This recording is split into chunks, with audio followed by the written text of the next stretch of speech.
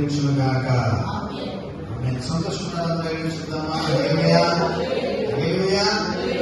కాబట్టి ప్రభు సన్నిధిలో ఇక్కడ అక్కడ ఉన్నాడు. నేను నిన్న వాక్యం చదువుతూ ఉన్నప్పుడు రాత్రి సిద్ధు నాకు ఒక వాక్యం పెట్టాడు. ఏమని పెట్టాడంటే, చూడండి, ఆదికాండము 4వ అధ్యాయంలో నుంచి మరి ఇక్కడ ఒక వాక్యము ఏంటంటే పాపం గురించి పెట్టాడు. ఆ పొరవాడు ఏం చేశాడంటే పాపం గురించి పెట్టాడు. ఈ గ్రూప్ లో పెట్టాడు అనమాట. గ్రూప్ లో ఇది స్వరం గ్రూప్ లో పెట్టాడు. చూడండి, మీరు ఈ ఆదికాండం 4వ అధ్యాయంలో ఇక్కడ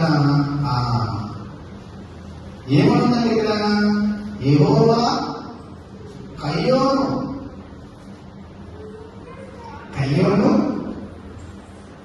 చదవడం వాటిని దేవుని యొక్క వాక్యంలో ఈ వాక్యంలో 6వ వచనం చదువుకుందాం. ఆదికాండము 4వ అధ్యాయము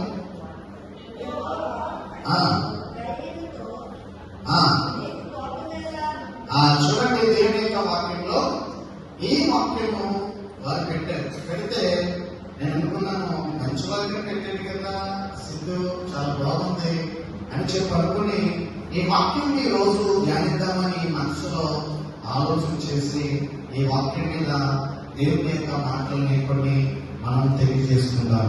4వ అధ్యాయము ఆదికాండము 4వ అధ్యాయము 6వ వచనాన్ని ఇక్కడ మనం జ్ఞాపకం చేసుకుందాం. యెహోవా కయ్యోనుతో నీవు కోపమేలా ముఖము చింతపుచ్చుకొని విన్నావేమి అని. కయ్యోనికి ఎందుకు కోపం వచ్చిందంటే, తమ్ముడు అన్నయ్య వీరిద్దరూ కలిసి మందిరానికి వెళ్ళారు, దేవుని సన్నిధికి వెళ్ళారు. దేవుని సన్నిధికి వెళ్ళినప్పుడు అన్నగారు ఏమో వ్యవసాయం పని చేస్తాడు, తమ్ముడేమో గొర్రెలను మేపుతాడు. గొర్రెలు కాపాడు తమ్ముడు. ఈ గొర్రెలు కాపాడైతే ఒకనాడు దేవుని సన్నిధిలో మీరు అనుకున్నారంట, దేవుడికి కానుక సమర్పించాలి అని అనుకున్నారు.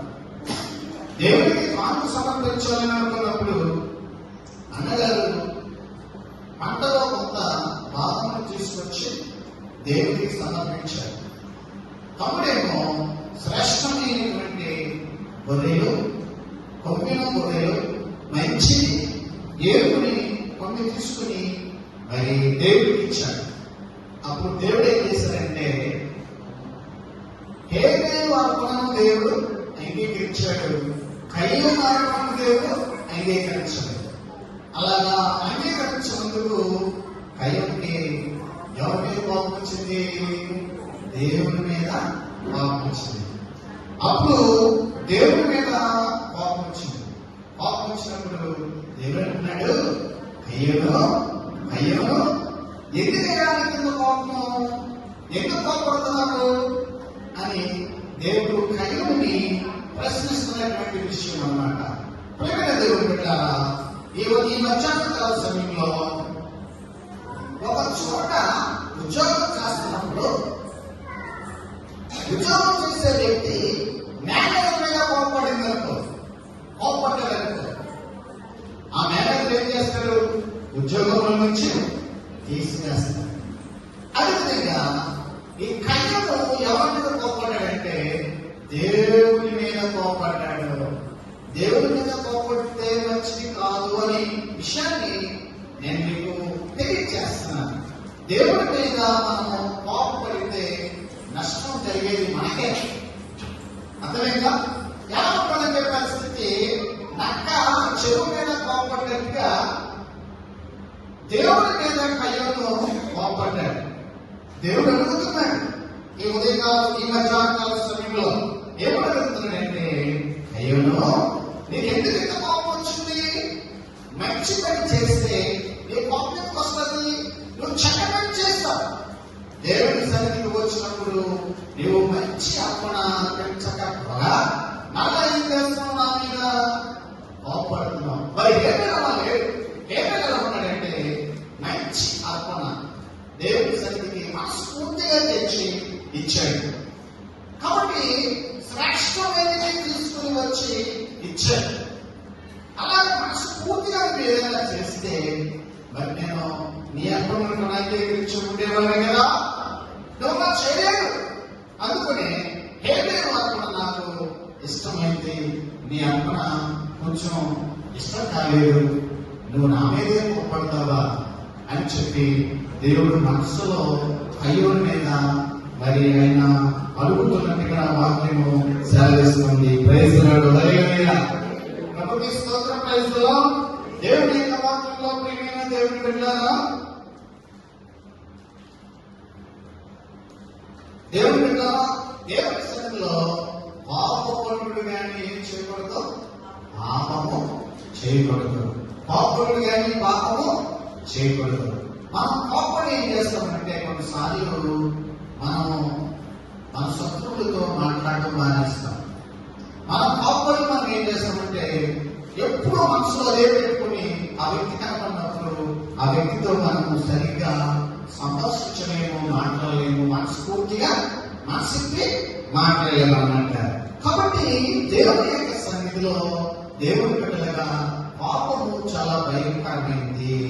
పాపము మనం తగ్గించుకుని మనం దేవుని యొక్క సన్నిధిలో వ్యవహరించాలని దేవుని యొక్క వాక్యము సెలవిస్తున్నది.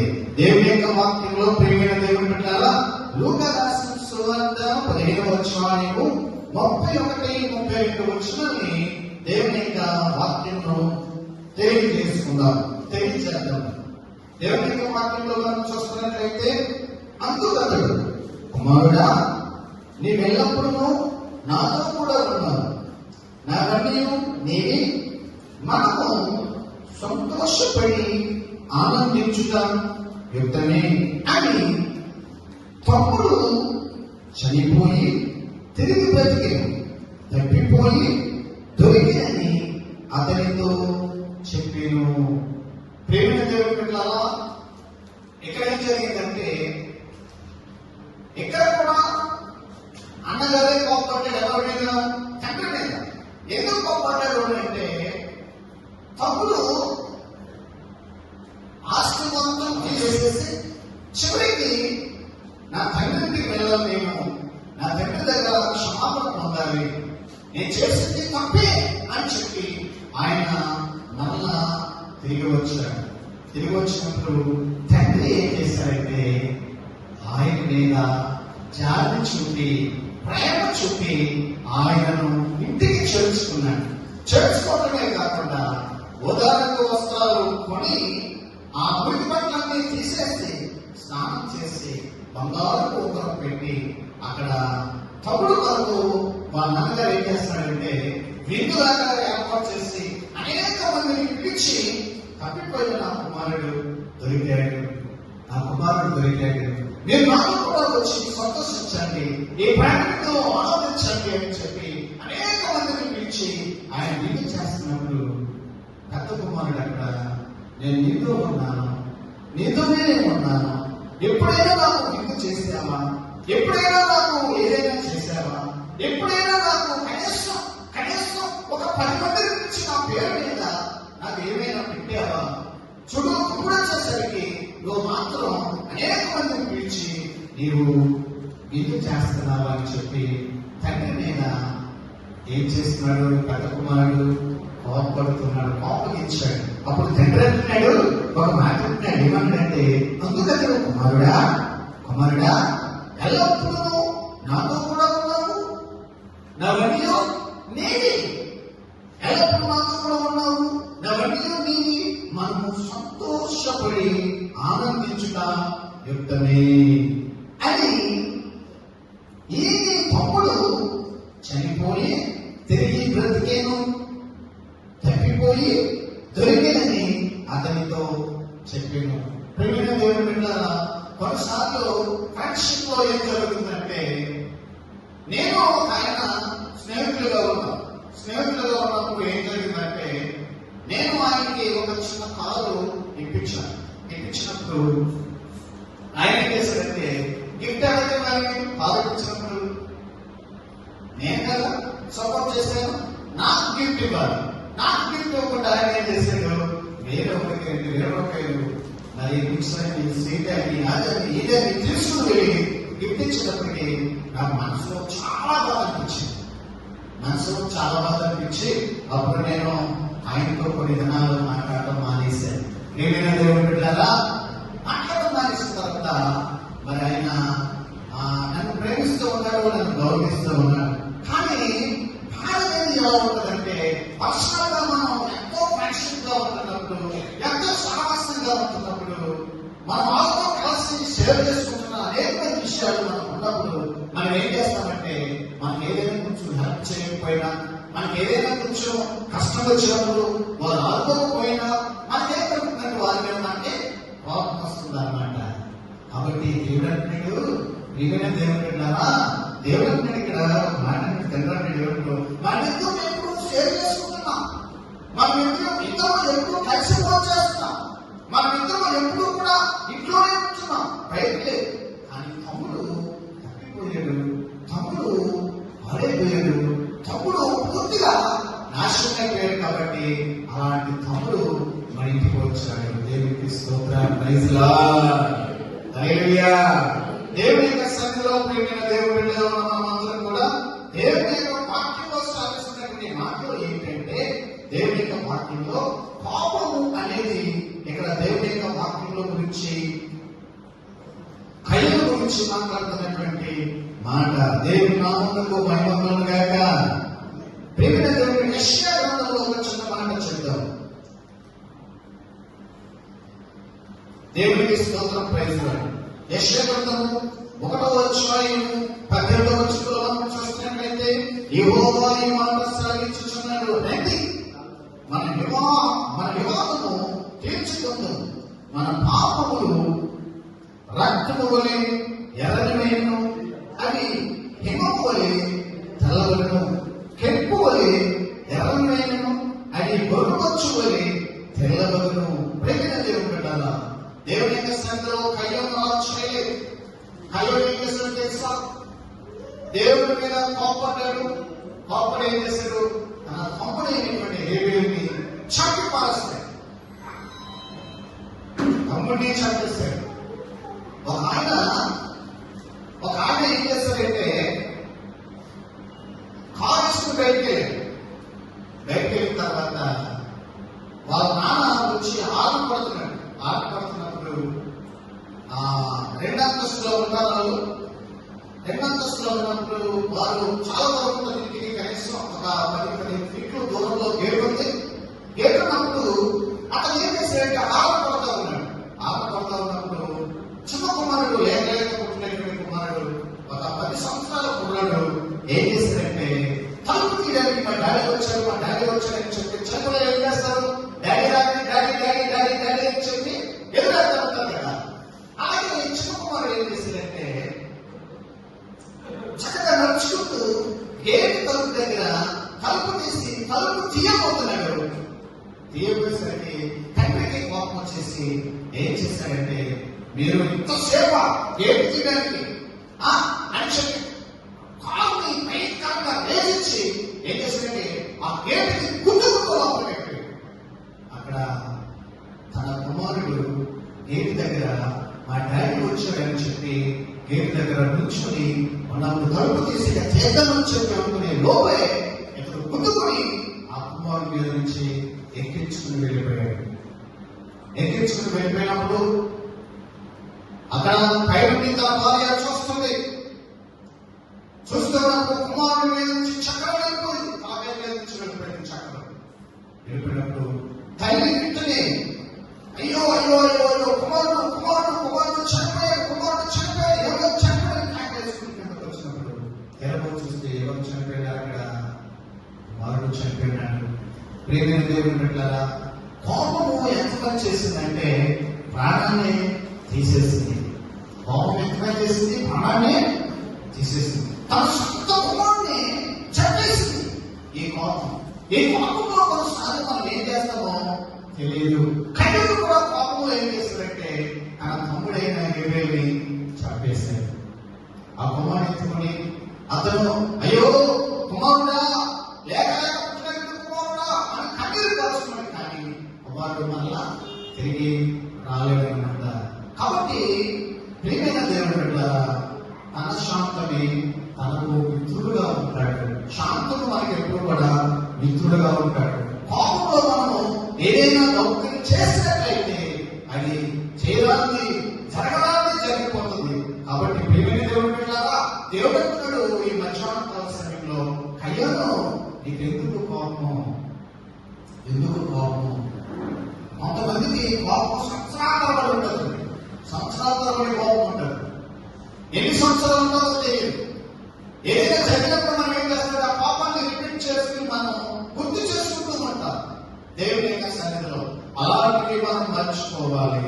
మనమందరం దేవుని బిడ్డలు కాబట్టి కయ్యను కోపడటం వలన ఏమేయడం తెలుసా? కోపడటం వలన, దేవుని మీద కోపడటం వలన తమ్ముడిని చంపేశాడు. తమ్ముడిని చంపేయడం వలన, అనవసరమైన కారణంగా తమ్ముడిని చంపేయడం వలన అక్కడ ఏం జరిగిందంటే ఆ తమ్ముడు యొక్క రక్తము దేవునికి మొదలుపెట్టింది. దేవుడా దేవుడా, నా అమ్మగారు నన్ను చంపేశాడు, నా అమ్మగారు నన్ను చంపేశాడని ఆ రక్తము మొదలుపెట్టినప్పుడు దేవుడు కయ్యోని ప్రశ్నిస్తున్నాడు. నీ తమ్ముడైనా ఏమీ ఎక్కడంటే ఎలాగ సమాధానం చెప్తున్నాడంటే కరోనాగా సమాధానం చెప్తున్నాడు, లెక్కలేక సమాధానం చెప్తున్నాడు. ఏమన్నాడు తెలుసా? నా తమ్ముడైనా ఏమేమో కావాలిగా నేను కావాలన్న దేవుడితోనే మాట్లాడుతున్న కొన్ని మాటలు ఎంత పరమాత్మగా ఉన్నాయో చూడండి. కయ్యోను దేవుడితోనే వ్యతిరేకంగా మాట్లాడుతున్నాడు, దేవుడినే లెక్కలేకరంగా మాట్లాడుతున్నాడు, దేవుడినే అమర్యాదగా మాట్లాడుతున్నాడు, గౌరవం కూడా ఉంచి కూడా మాట్లాడాలి, తన ఇష్టానుసారంగా మాట్లాడతాడు. అలాంటి ఇలాంటి అలాగే కోపంలో ఏదైతే చేస్తున్నాడు. దేవుడు ఏం చేశాడో తెలుసా? కయ్యోను కోపం తగ్గించుకో, కయ్యోను కోపంతో ఉంటేనే మంచిది కాదు అని చెప్పి కయ్యోను ఏం చేశాడంటే శపించినట్లుగా వాక్యంలో రాయబడింది. కోపం ద్వారా ఏమొచ్చిందంటే శాపం వచ్చింది. కోపం ద్వారా తన జీవితంలో శాపం అనిపిస్తూ బ్రతకవలసి వచ్చింది. కాబట్టి కోపం ఎంత ప్రమాదకరం అంటే ఈ కోపం ద్వారా తన సొంత కుమారుని మరి చంపేసుకున్న ఒక వ్యక్తిని మనం ఉదాహరణలో మనం జ్ఞాపకం చేసుకున్నాం. కోపం ద్వారా అనేకమైన ఆనందకరమైన మన జీవితాల్లో జరుగుతాయి. ప్రియమైన దేవుని బిడ్డలారా, ఈ మధ్యాహ్న కాల సమయంలో దేవుని మాట్లాడుతున్నాడు. ఎవరైనా కూడా దేవుని యొక్క సన్నిధానంలో మనం ఎవరి మీదైనా మనకి కోపం అంటే మనం ఏం చేయాలి? రండి మన వివాదము తీర్చుకుంటాము. ఒకరైతే ఒకరు వివాదం ఉందేమో, ఆ వివాదం ఉంటే సమాధాన పడాలి, ప్రేమ కలిసి జీవించడానికి ప్రయత్నించాలి. అంతేకాకుండా మనమందరము అలాగే పాపంతో జీవిస్తే, మన పాపంతో జీవిస్తే మన పాపములు మనల్ని ఒక రోజు నాడు పట్టుకుంటాయన్న సంగతి మర్చిపోకండి. దేవుని యొక్క సన్నిధిలో ప్రియమైన దేవుని బిడ్డలారా, మనము పరిశుద్ధంగా ఉండాలని, దేవుని నామమునకు మహిమకరంగా జీవించాలని దేవుని యొక్క వాక్యము సెలవిస్తుంది. దేవునికి స్తోత్రం, ప్రైజ్ ది లార్డ్. హల్లెలూయా. మీరు సంబంధించిన మాట వినేలా మీరు భూమి యొక్క మంచి పదార్థములను అనుభవించరు. Praise the Lord. దేవుని మాటలు వింటే మనం భూమి మీద క్షేమంగా ఉంటామని చెప్పి దేవుని యొక్క వాక్యం సెలవిస్తుంది. దేవుని నామమునకు మహిమ కలుగుగాక. హల్లెలూయా, హల్లెలూయా. దేవునికి స్తోత్రం, హల్లెలూయా. దేవుని యొక్క సన్నిధిలో హెబ్రీయులకు రాసిన పత్రిక 5వ అధ్యాయం 9వ వచనంలో దేవుని యొక్క వాక్యాన్ని జ్ఞాపకం చేసుకున్నట్లయితే, మరియు ఆయన సంపూర్ణ స్థితి పొందినవాడే మెల్కీసెదెకు యొక్క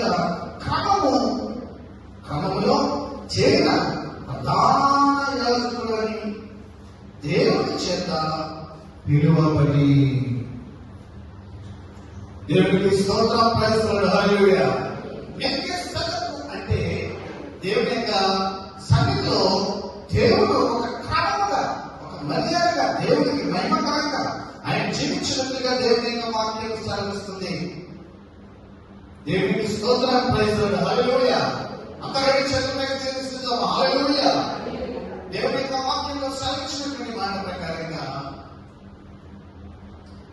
దేవుడే ఆయన ఈ భూమి మీదకి దిగివచ్చి మనం చేసిన పాపములు నిమిత్తమై, మనం చేసిన అపరాధముల నిమిత్తమై కల్వరి శిలువలో ఆయన మన కొరకు రక్తం కాల్చాడు. కల్వరి శిలువలో రక్తం కాల్చాడు. ఏ పాపం కొరకు, నా పాపం కొరకు ఆయన క్షమాపణ కోరుకుంటున్నాడు. తండ్రి, మీరేం చేస్తున్నారో మీరేమో కనుక దీన్ని క్షమించమని చెప్పి ఆయన దేవుడు ప్రాధాన్యపడుతున్నాడు. ప్రేమైన దేవుడు బిడ్డగా ఉన్న మనందరం కూడా మరి దేవుని యొక్క వాక్యంలో అనేకమైన విషయాలు మనం జ్ఞాపకం చేసుకుంటున్నాం. దేవుని యొక్క సన్నిధిలో మనం దేవుని యొక్క నామములకు భయంకరంగా మనం జీవిద్దాం. Praise the Lord. Hallelujah, hallelujah. దేవుని యొక్క సన్నిధిలో చివరి మాట చెప్పి నేను ముగించి వేస్తాను. దేవునికి స్తోత్రం. చివరి మాట చెప్పి నేను ముగించి వేస్తాను.